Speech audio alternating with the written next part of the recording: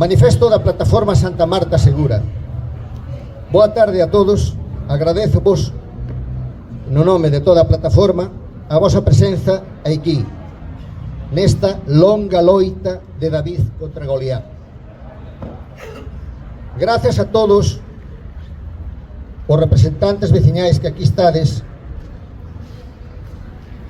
nun momento importante o movimento veciñal compostelano. Gracias aos medios que sodes a nosa voz, os nosos oídos, os nosos ollos, estades sempre aí cando salta a noticia. Sodes os protagonistas daquela cántiga que decía: si se calla el cantor, calla la vida, porque la vida misma es todo un canto.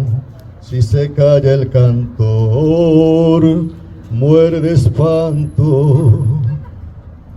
Gracias aos grupos municipais que nos apoiades tanto coa vosa presenza como nas institucións, e tamén aos partidos que non estades no Concello, que tamén están aquí. Hoxe saberedes moitos que participamos no pleno do Concello. O noso compañeiro Alfonso López, dentro do apartado de Seguridade Cidadán, os que fixeches posible, os grupos, o Partido Popular e os non adscritos, a posible exposición dos problemas do barrio de Santa Marta. Tamén lle teño que dar as grazas aos corpos e forzas de seguridade do Estado pola vosa protección, porque sería moito máis eficaz de haber unhas leis máis duras cos que atentan contra a vida, vendendo morte, os que catan a nosa mocedade na drogodependencia, destrozando as familias e o futuro da nosa cidade.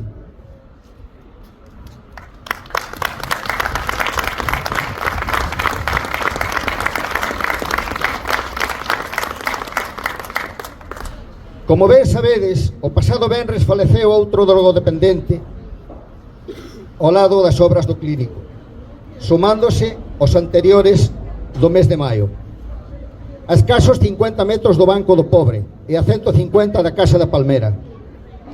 Con rabia e con dolor decidimos facer esta concentración.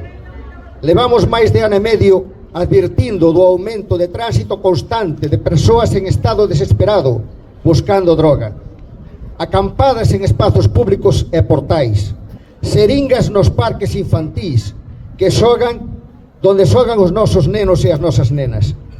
Día tras día faise máis difícil vivir no barrio con normalidade e seguridade. Hai un aumento de roubos en garaxes, en coches, en negocios, en pisos, agresións, defecacións e moitos máis incidentes.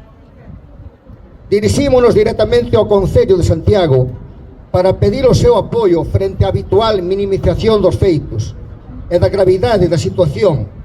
Pedimos á institución máis próxima á veciñanza que se poña do lado do barrio, recoñeza o problema e lidere as accións precisas para rematar coa venda de drogas estupefacientes que se ven consentindo nestes dous puntos dende fai máis de 30 anos.